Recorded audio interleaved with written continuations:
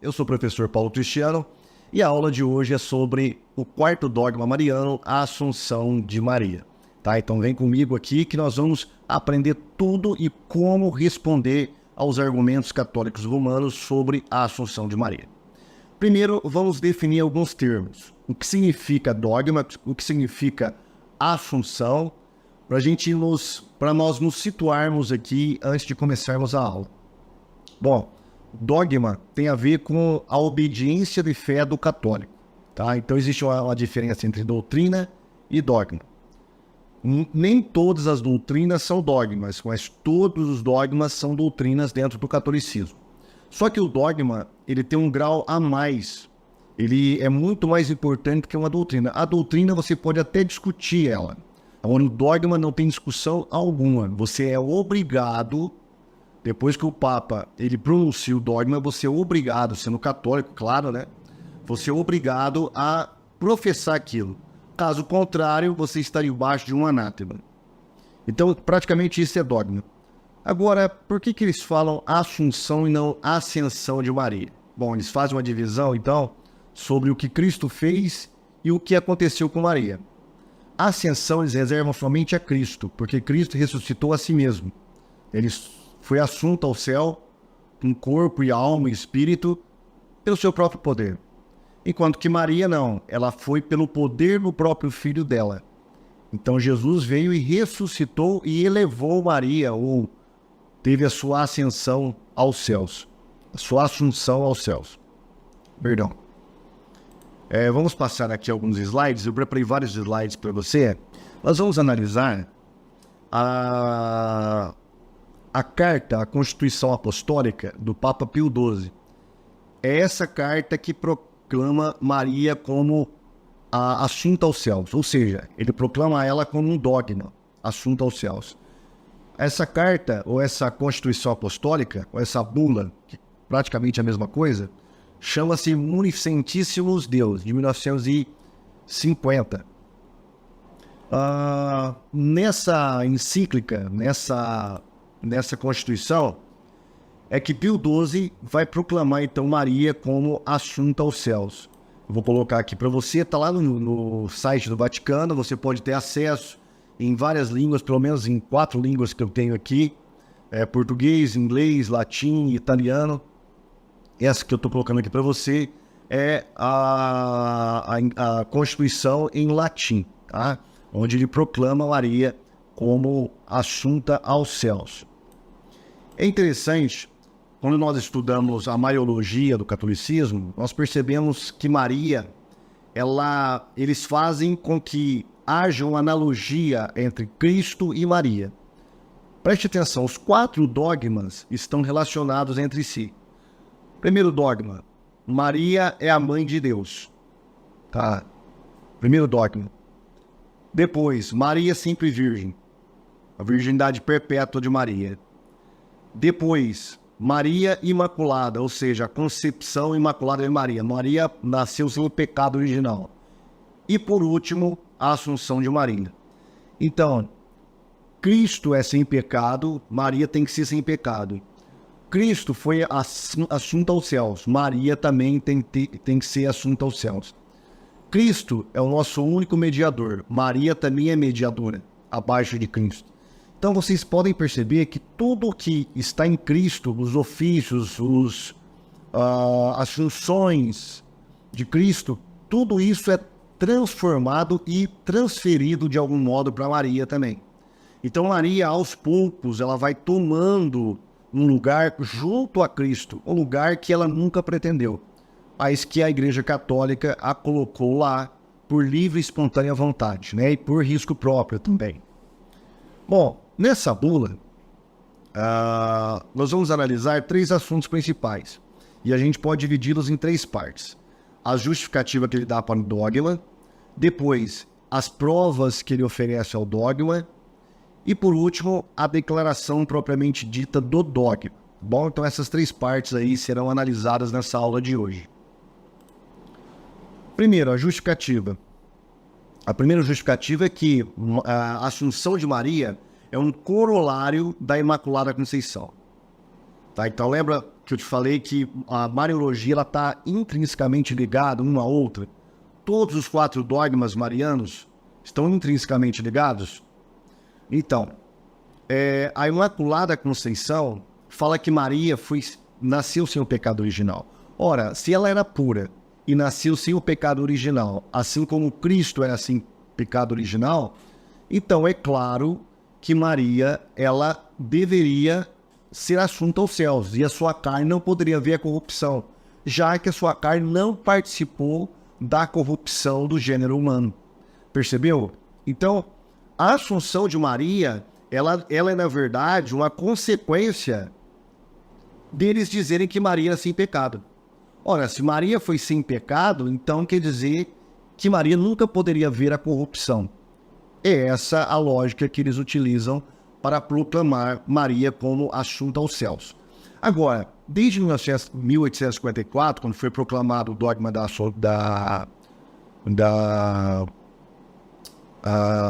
Imaculada Conceição,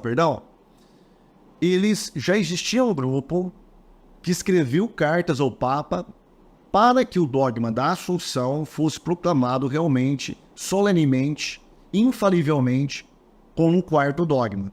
Porém, Pio IX não quis saber disso aí, tá? Então ele deixou para os seus sucessores. Pio X, Pio XI também não quiseram saber. Coube a Pio XII proclamar o dogma. Por que Pio XII foi o Papa escolhido, ou ele se escolheu para proclamar o dogma? Entre o dogma da Imaculada Conceição e o dogma da Assunção, nós temos um outro dogma que foi preparado, ou que foi proclamado no primeiro concílio Vaticano, que é o dogma da infalibilidade papal. O dogma da infalibilidade papal é o dogma que fala que o Papa, quando fala ex cátedra, ou seja, da cadeira de São Pedro, ele é infalível em matérias de moral e fé.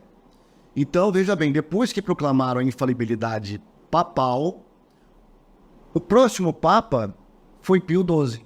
E ele, então, fez jus dessa prerrogativa criada pela Igreja Católica para, então, proclamar o primeiro dogma como um Papa solenemente infalível, ou colocado ali como infalível pelo Concílio Vaticano.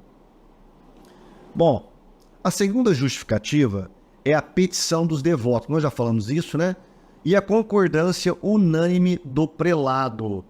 Ou seja, o Papa Pio XII mandou cartas para todos os líderes do prelado católico, cardeais, bispos, padres, para saber o que eles achavam de a Igreja agora, com o Papa infalível, proclamar o 4º dogma, que é o dogma da Assunção de Maria, fechando então assim todo um ciclo da vida de Maria, desde o seu nascimento até a sua ida ao céu, em corpo e alma, sem morrer ou sem experimentar a corrupção, assim como foi o corpo de Cristo. Então todos eles, ou a maioria deles, claro, não foram todos, mas a maioria deles, vamos colocar aí uns 90%, aceitaram, concordaram que o dogma deveria ser proclamado. Então foi proclamado o dogma da Assunção de Maria. Agora vamos às provas apresentadas. As provas são de 2 espécies. A primeira é histórica, as provas históricas, e a última é a prova bíblica, tá? A prova bíblica é a mais complicada. Por quê? Porque quando eles vão para a Bíblia Sagrada, não há nada na Bíblia Sagrada que fala de uma suposta Assunção de Maria. Então eles demoram muito na prova histórica, que tem a ver com a liturgia da igreja, com profissões ou confissões de teólogos medievais, teólogos da igreja primitiva e por aí vai. Nas provas históricas, então, o que eles alegam? Que essa é uma crença antiquíssima entre os fiéis. E que a liturgia e a devoção das igrejas já mencionavam esse dogma da Assunção de Maria. Também eles fazem menção dos testemunhos dos santos padres, ou dos pais da igreja, e o testemunho dos teólogos, tanto medieval quanto os escolásticos e os modernos também. O fundamento escriturístico, é claro, já falei para você que não há fundamento nenhum, então quando nós esperaríamos que ele mostrasse um texto onde diz claramente que Maria foi assunta aos céus, ali tem um vazio enorme, que é representado aí pelo símbolo do vazio matemático que eu coloquei para você. Bom, a definição do dogma foi da seguinte maneira. Então, o Papa Pio XII fez a maior festa no Vaticano, convocaram toda a igreja, repórteres, teve pompas, teve 200 pombas brancas sendo soltas, um microfone de ouro foi preparado para o Papa proclamar solenemente, houve barulho, né, de instrumentos musicais, foi algo assim espetacular, estrondoso, magnífico, para a proclamação do dogma. Eu acho que muitos católicos esperariam ver algum sinal do céu, um trovão, uma voz de Deus, a mão de Deus descendo sobre o Vaticano, mas nada aconteceu. Houve tanta pompa para um simples pronunciamento. E muitos católicos não concordaram na época com esse dogma, a maioria das igrejas evangélicas não concordaram, e muitos testemunhos de teólogos católicos falam que esse dogma foi precipitado, não havia nenhuma necessidade de, naquele momento, Pio XII proclamar esse dogma. Mas como ele era um Papa infalível, ele já era o Papa infalível, então, é claro, coube a ele proclamar infalivelmente um dogma. E ele vai dizer o seguinte, olha, pronunciamos, declaramos e definimos ser dogma divinamente revelado que a Imaculada Mãe de Deus, a sempre Virgem Maria, terminado o curso da vida terrestre, foi assunta em corpo e alma à glória celestial.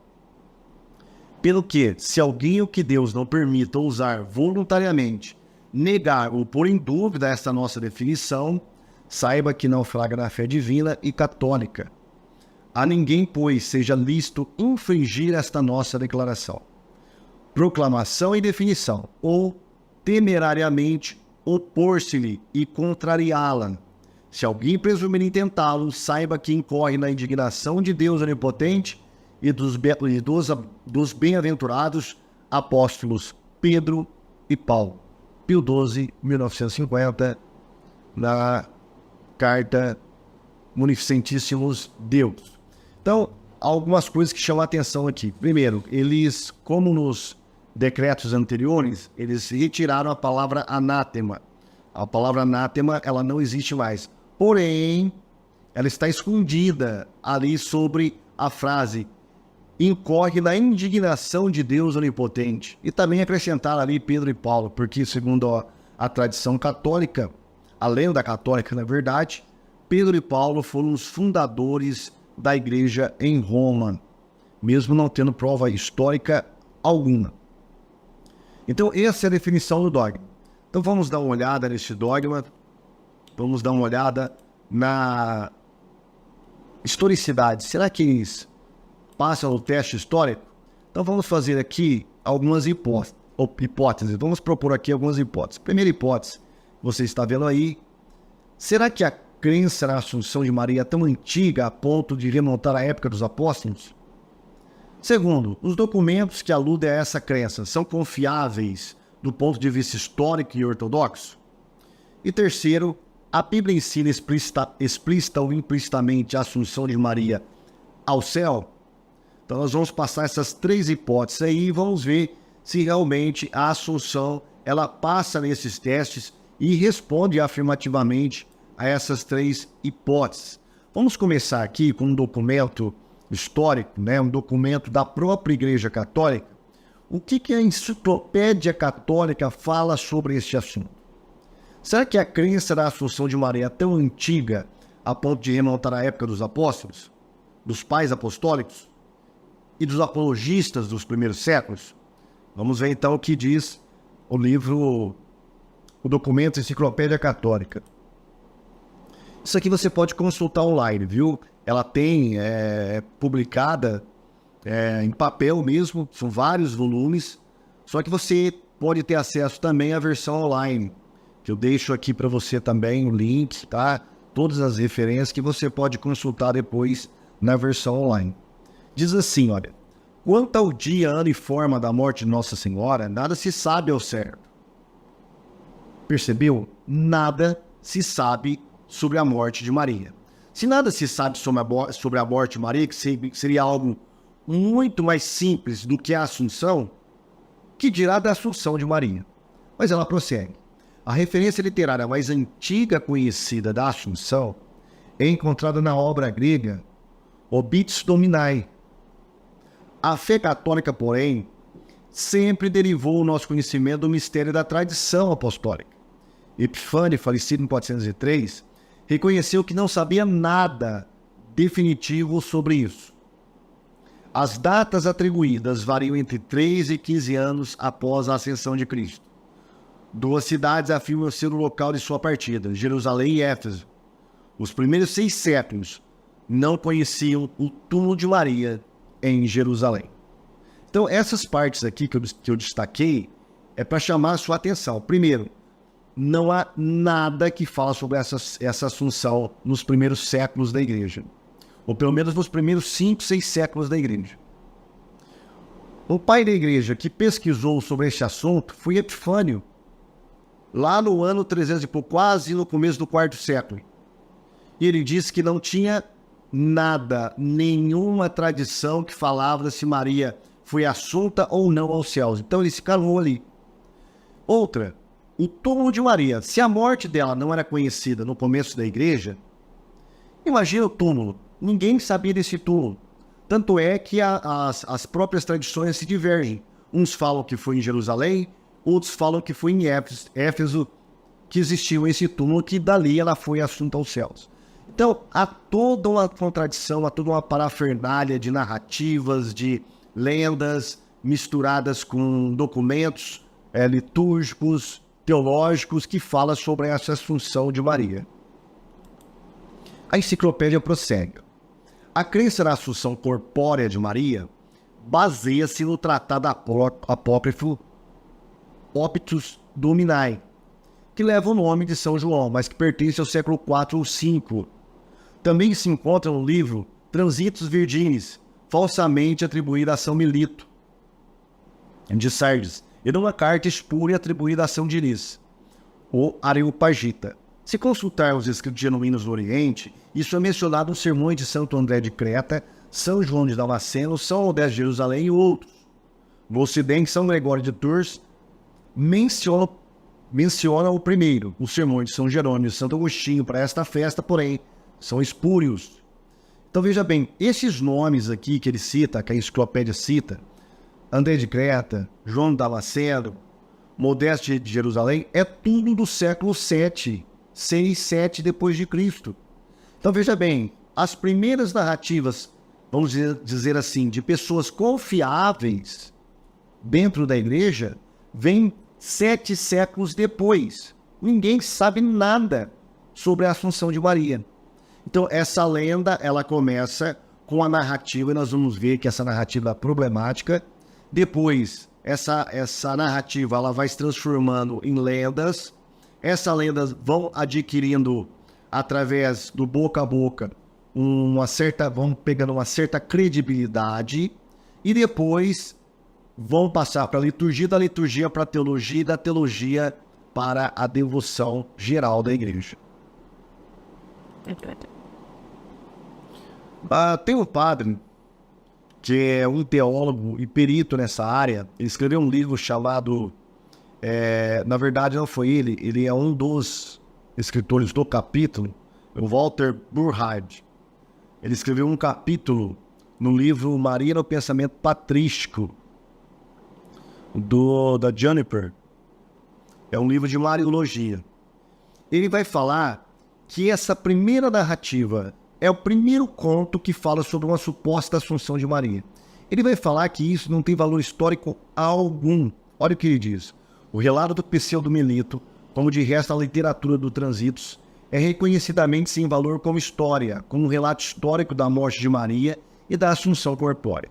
Sob esse aspecto, o historiador está justificado em rejeitá-la com a versão crítica. Veja, ele não descrê da Assunção de Maria. Ele fala que é matéria de fé, não, porém, de valor histórico. E ele fala que os primeiros relatos sobre essa tal Assunção, onde menciona essa tal Assunção, não tem credibilidade histórica alguma. Esse é um dos testemunhos. Você vai ver muitos outros testemunhos dessa direção também. Vamos prosseguir aqui e vamos ver alguns testemunhos a mais aí que desabonam essa crença na Assunção. Então, a primeira e mais antiga fonte dessa crença na Assunção é o Liber Requiem Mariae, ou seja, é um tratado herético, gnóstico, como nós veremos, que é o primeiro a falar sobre essa tal Assunção, que está lotado e cheio de contradições. Mas é dali que os católicos depois vão depurar e pegar uma narrativa para falar que Maria foi assunta aos céus. Stephen Shoemaker, que é um historiador que trabalha muito nessa questão da Mariologia, ele escreveu um livro sobre a fé da igreja primitiva, a Maria na devoção da igreja primitiva. Ele vai falar o seguinte, olha, sobre esse texto. No entanto, o texto também é surpreendentemente heterodoxo, esse que nós acabamos de mencionar. Jesus é identificado como uma manifestação do grande querubim de luz, por exemplo, e o texto está repleto de conceitos e vocabulário que ficaria mais à vontade em um texto cristão gnóstico. Então veja bem, é uma autoridade nessa área que está dizendo que a primeira narrativa que aparece mencionando que Maria foi assunta aos céus é um texto gnóstico, portanto, herético. Nós vamos ver mais testemunhos, mais documentos que falam sobre isso, tá bom? Nós vamos passar aqui, agora é mais parte histórica mesmo. Aí, a partir desse documento gnóstico, apareceram outras narrativas a partir desse documento, tentando dar uma roupagem cristã nele, depurando algumas palavras, algumas frases, para transformá-lo numa narrativa cristã. Então nós temos o Transitus Mariae do Pseudo Melito e do Pseudo João, que já são outras narrativas que aparecem fazendo uma depuração desse texto gnóstico, mas que parte do princípio de que Maria foi assunta aos céus baseando-se nas palavras daquele texto gnóstico, ou na narrativa daquele texto gnóstico. O livro A Virgem Maria, do Giovanni Bedin, que é um livro muito bom, talvez esse seja o único testemunho que eu tenho aqui, um dos únicos, que não é católico, ele é um protestante, mas ele é um mariologista também, escreveu um livro muito bom, se você puder adquirir esse livro, A Virgem Maria. Ele diz o seguinte, olha, que essas narrativas, tanto do Pseudo Melito quanto do Pseudo João, elas são narrativas conflitantes, mesmo querendo dar uma roupagem cristã. Ele diz o seguinte, como se vê, esta lenda do Pseudo João difere da primeira, do Pseudo Melito, não só por muitos caracteres, não só por muitos caráteres dramáticos, sem importância substancial, mas porque não ensina que o corpo de Maria reuniu-se com sua alma quando esta foi transportada ao céu. A alma foi levada à glória celeste, mas o corpo transportado ao paraíso terrestre, onde aguardará sem corrupção o dia da ressurreição final, quando será reunido a alma, como acontecerá para todos os santos. Então veja bem, mesmo essas narrativas que têm uma roupagem cristã, elas têm algumas contradições. Uns falam que Maria realmente foi assunta aos céus, o seu corpo também, mas o seu corpo foi guardado num estado intermediário, não está no céu. Maria será reunida com este corpo, a alma de Maria será reunida no final dos tempos, na ressurreição dos justos. Outros, porém, já falam o contrário, que Maria foi assunta aos céus e está lá no céu com corpo e alma. Essa é a definição última da Igreja Católica. Mas esses documentos, que são os documentos fundamentais que dão base para toda a crença na Assunção de Maria, você pode perceber então que eles são conflitantes, eles são confusos entre si sobre o que realmente aconteceu com o corpo de Maria. Tá? Isso por si só, você que é aluno, você que está estudando, já mostra que a Assunção de Maria não passa de uma lenda. Uma lenda pior, uma lenda gnóstica herética. Nós temos mais narrativas que vão aparecendo. Temos o Trânsito Mariae de Jacob Seruc, Trânsito Mariae do Pseudo Dionísio. E Nessas narrativas do Pseudo-Dionísio, do Serug, há mais contradições ainda. Olha o que diz o padre Brian DeLay no livro A Dormição de Maria. É interessante notar que nem o Pseudo-Dionísio, nem Jacob Serug sugerem que o corpo de Maria participou de sua glorificação. Na homilia de Jacob, seu corpo aparentemente se junta aos de seus ancestrais no reino dos mortos, para aguardar a ressurreição. Então, nessa época, quinto século, sexto século, vai surgindo várias narrativas, várias narrativas que vão falar sobre essa assunção de Maria. E elas aparecem praticamente quase todas juntas. Tá? Então, a maioria delas estão em contradição uma com as outras. Isso, é claro, é uma prova de que, historicamente, é o que aquele padre lá, aquele teólogo disse, não tem valor histórico algum, mas é a partir delas que a Igreja Católica vai construir toda uma teologia da Assunção de Maria. É claro que isso é contraditório, né?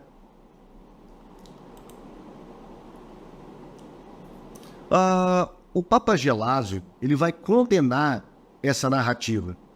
O Papa Gelásio, em 494, ele vai dizer o seguinte, olha, em um dos livros, onde ele vai fazer uma diferença. Quais são os livros canônicos, os livros heréticos e os livros apócrifos.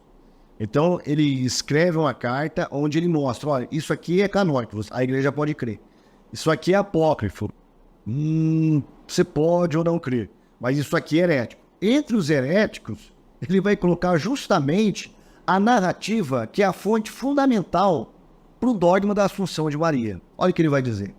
Os demais escritos que tenham sido compilados ou foi reconhecido pelos heréis ou cismáticos, a Igreja Católica Apostólica Romana não recebe, de forma alguma. Destes, achamos por bem citar abaixo alguns que foram transmitidos e que devem ser evitados pelos católicos. Aí ele vai dar uma lista de vários livros heréticos e aí ele vai colocar o livro que se chama Assunção de Santa Maria, que é justamente aquele livro herético gnóstico. Então, a própria fonte, da onde nasce a primeira narrativa de uma ideia de Assunção de Maria, foi condenado por um Papa da Igreja Católica. E ele continua.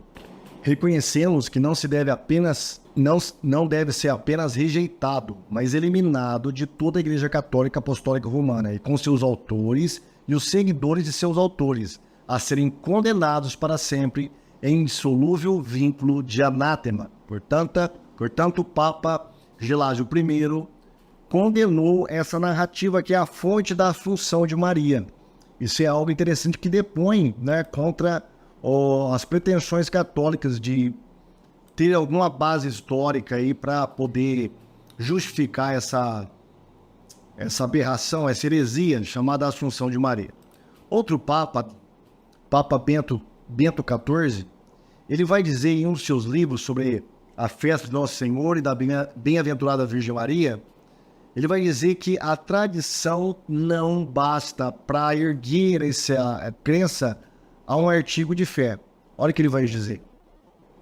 A Assunção da Bem-aventurada Virgem não é um artigo de fé. Os textos da Escritura citados em seu favor podem ser interpretados de outro modo, e a tradição não basta para elevar essa doutrina ao grau de artigo de fé.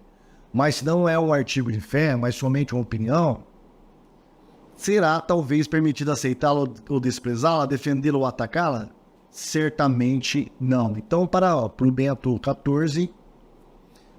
XIV, não havia nenhuma justificativa, nem na tradição, nem nas escrituras, para poder elevar ao artigo de fé a crença na Assunção.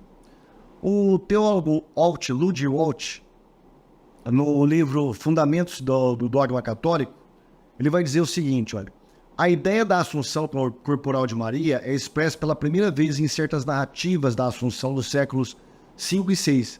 Embora sejam apócrifos, eles dão testemunho da fé da geração que foram escritos, apesar de sua roupagem lendária. Então veja bem, aqui nós temos algumas coisas interessantes. Primeiro, esse teólogo aqui não é de pouca importância dentro da Igreja Católica. Outra, ele diz que esse dogma, essa ideia da Assunção, ela é tardia, do século V e VI.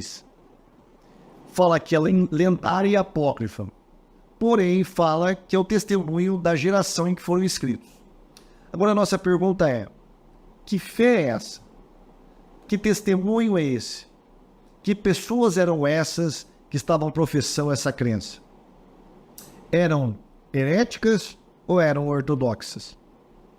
Essa é a pergunta que nós queremos descobrir. E quando a gente vai para a história, nós vamos encontrar o testemunho de Epifânio de Salamina. Esse Epifânio, ele foi um apologista e foi o primeiro a fazer uma coleção de heresias. Ele catalogou ali na sua época mais de 80 heresias em um livro, e dentre essas heresias existia uma que ele apelidou de coliridianismo. Coliridianismo. Essa palavra coliridianismo, ou coliride, tem a ver com o pão. Essa seita que ele está mencionando aqui era uma seita de mulheres que estavam prestando uma veneração, um culto a Maria. Olha o que ele vai dizer. Algumas mulheres decoram uma espécie de carro, um banco de 4 cantos, e depois de estirarem sobre ele uma toalha de linho, num certo dia festivo do ano, colocam em frente dele um pão durante alguns dias, e o oferecem em nome de Maria. Então todas as mulheres partilham deste pão. Vamos ver o que ele vai falar sobre essas mulheres. Ele pega pesado, viu? Se essas mulheres inúteis oferecem a Maria o pão como se estivessem adorando-a, ou se elas pretendem oferecer este fruto podre em seu nome, é totalmente tolo e herético, e uma insolência, e sua impostura é inspirada pelos demônios. Maria deve ser honrada, mas o Senhor deve ser adorado. Então, nessa época, já existia um grupo de mulheres formalizado que, de ano em ano, é o que dá a entender a carta de Epifânio, elas prestavam culto a Maria. Então, já existia um culto sendo prestado ali, desenvolvido na região em onde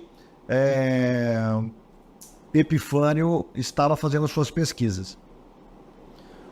O escritor Jeffrey escreveu o livro A Virgem.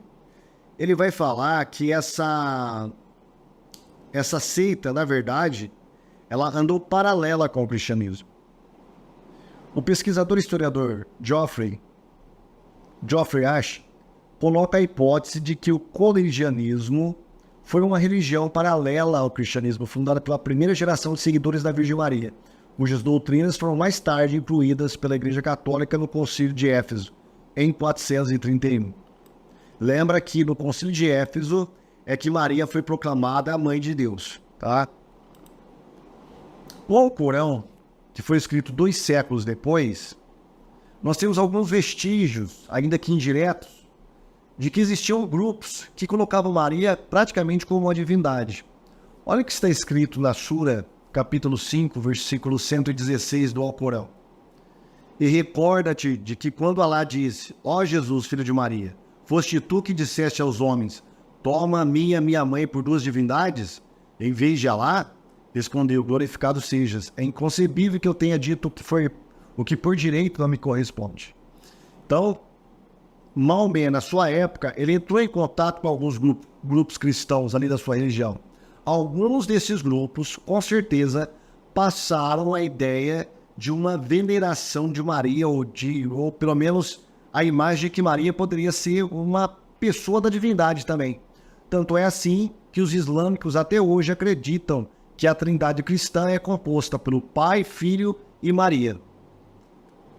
Ora, se eles acreditam assim, é porque na época deles existia uma geração de cristãos heréticos que consideravam Maria como quase uma deusa, tá? Então essa é a geração que Ott fala, que acreditavam na assunção de Maria.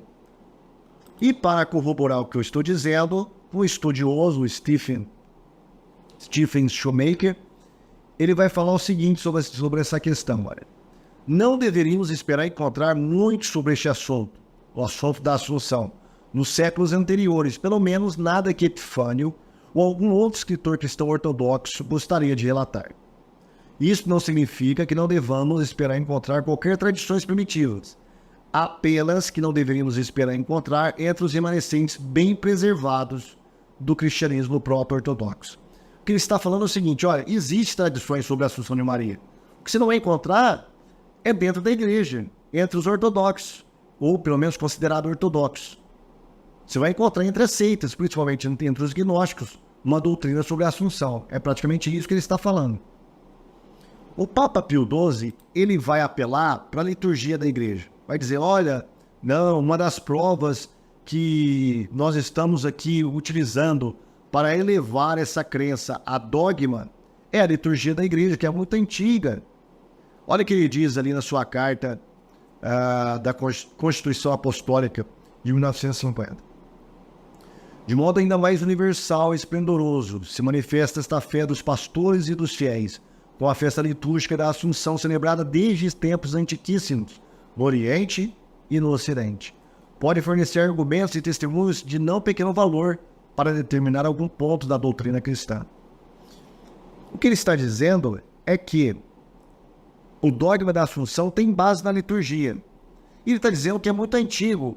Quem olha assim essa encíclica dele vai falar, puxa vida, é antigo, então deve refletir lá nos primeiros séculos da igreja, mas na verdade não é. Um outro amigo dele, um especialista em liturgia, o padre Gregory diz o seguinte, olha, mas é significativo que a mais antiga festa oriental de Nossa Senhora, historicamente falando, é aquilo que chamamos de a visitação. Não é a Assunção, é a visitação do anjo Gabriel para anunciar que Maria estava grávida, ou iria ficar grávida. Oficialmente aceito em Roma apenas em 1389, aceito oficialmente, que é realmente a festa da deposição da igreja de Blackmere em Constantinopla, de uma relíquia do véu de Nossa Senhora no ano 469. Em Roma, nenhuma das 5 grandes festas de Nossa Senhora são mais antigas que 700. Nenhuma festa, inclusive da dormição, que na verdade não tem muito a ver com a Assunção, mas que depois, no Ocidente, passou a significar a Assunção. O que eu estou querendo dizer aqui? É que quando o Papa Pio XII fala que a liturgia celebra uma festa da Assunção muito antiga, e isso corrobora para poder ajudar no dogma da Assunção, ele está, na verdade, mentindo ou jogando com meias verdades. Porque esse dogma, essa festa, começa do ano 700 para frente, ou seja, 700 anos. Os cristãos não sabiam nada, mesmo na liturgia, sobre uma suposta Assunção de Maria. Vamos prosseguir aqui. Então, resumindo essa parte histórica aqui, pessoal. A origem tem fontes históricas mais apócrifas, tá? Aliás, a narrativa vem de uma fonte histórica apócrifa, possui elementos gnósticos, portanto heréticos, é tardia, no máximo, século V, mesmo suas depurações cristãs, os transitos cristãos, não falam da assunção do corpo de Maria ao céu, eles entram em contradição, não tem valor histórico, segundo os próprios teólogos católicos especialistas, é condenada pelo Papa Gelásio, é desacreditada pelo Papa Bento XIV, e a primeira festa da sua assunção é a partir do século VII. É complicado, né? Então, como que você vai crer numa coisa que historicamente não tem valor algum? Segundo as palavras dos próprios teólogos católicos especialistas em Mariologia. Então o dogma, ele é sofrível, é um dos piores dogmas que foram colocados dentro da Mariologia católica. Vamos agora então para as provas bíblicas. É claro que o Papa Pio XII, ele não colocou nenhuma referência direta, porque a Bíblia não fala sobre essa tal assunção, ela se silencia completamente, ela nega sobre essa assunção. Agora, eles usam alegorias e simbologias para falar que Maria é a arca da aliança, porque lá em Apocalipse a arca está no céu, então quer dizer que Maria, simbolizando a arca, mostra que Maria foi assunta ao céu de alguma maneira. E também da simbologia da mulher vestida do sol em Apocalipse 12, que eles falam que é Maria. Então, assim que eles usam essas provas bíblicas, entre aspas, muitas aspas, para provar que Maria foi assunta aos céus. Mas quando você vai para os evangelhos, para as cartas paulinas, a carta aos hebreus, o próprio Apocalipse, você não vê vestígio algum dessa tal assunção e dessa tal ressurreição. Paulo falou largamente sobre ressurreição, mas não falou de Maria. O escritor dos Hebreus fala sobre a ressurreição de Cristo, mas não fala sobre Maria. João não vê Maria, não menciona Maria em Apocalipse. Ele só menciona no evangelho dele. Nem nas cartas ele menciona Maria. No Apocalipse, muito menos. Então, isso é um sinal de que Maria não foi assunta ao céu e muito menos foi ressuscitada com o corpo e foi trasladada ao céu, como ensina a lenda católica da Assunção de Maria. E na patrística? A patrística também se silencia, pelo menos nos primeiros séculos.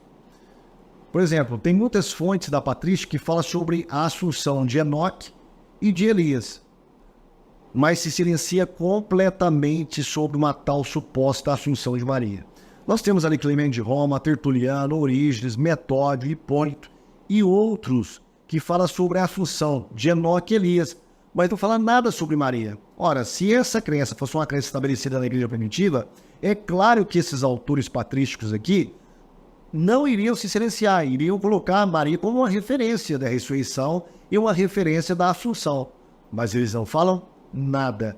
Isso depõe completamente contra essa crença historicamente imprecisa e teologicamente herética.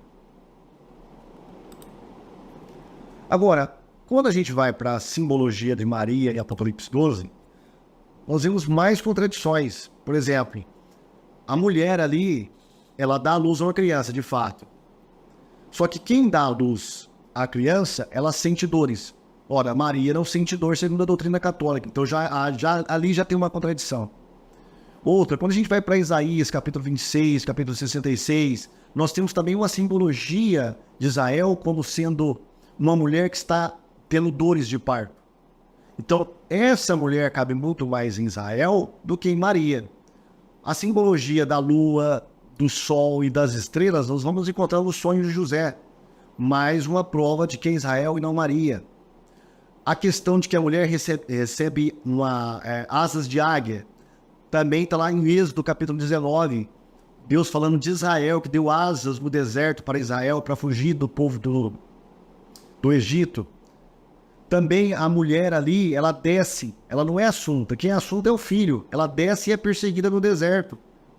Então, mais uma vez, a figura da mulher ali não pode ser Maria. Outra questão, a figura das mulheres em Apocalipse geralmente são coletivas.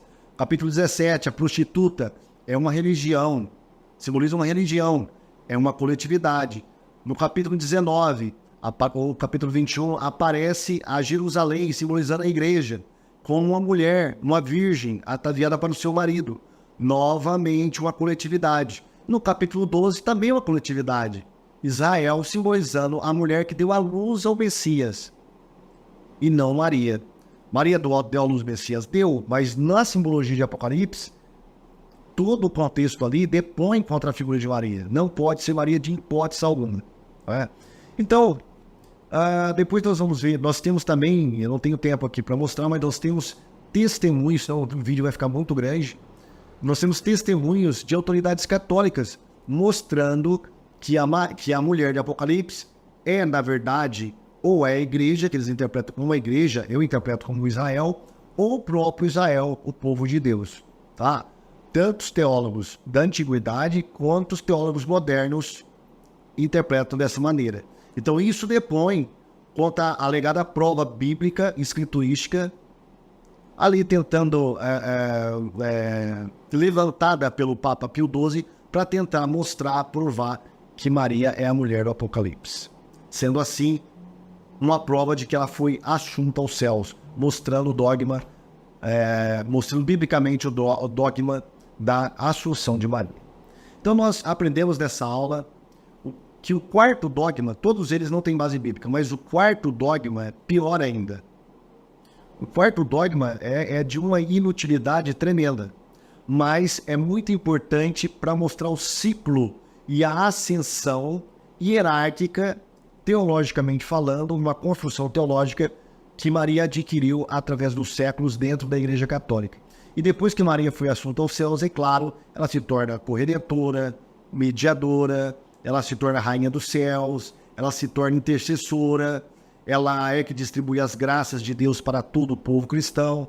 Então Maria começa a ganhar um status de quase semideusa, o que é negado pelos católicos, mas ela se transformou numa deusa de fato dentro da Igreja Católica, tá? Então, hoje você aprendeu sobre o quarto dogma mariano, que é a Assunção de Maria, aprendeu que esse dogma não tem fundamentação na história e muito menos na Bíblia, e agora você sabe ensinar, aprender para confrontar apologistas católicos e também para evangelizar amigos, parentes, vizinhos que porventura ali na evangelização eles falam sobre Maria. Você hoje tem treinamento para poder evangelizar essas pessoas com provas testemunhais, provas documentais da própria Igreja Católica que depõe contra esse dogma, tá bom? Espero que você tenha gostado dessa aula.